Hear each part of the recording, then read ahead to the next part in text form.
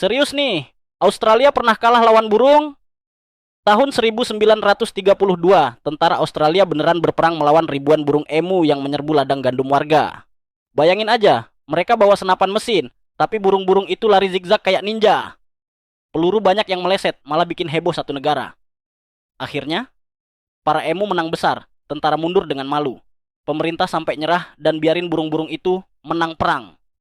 Sejak itu, perang absurd ini dikenal sebagai The Great Emu War. Jadi, kalau kamu lagi ngerasa kalah sama hidup, inget aja, manusia aja pernah kalah lawan burung.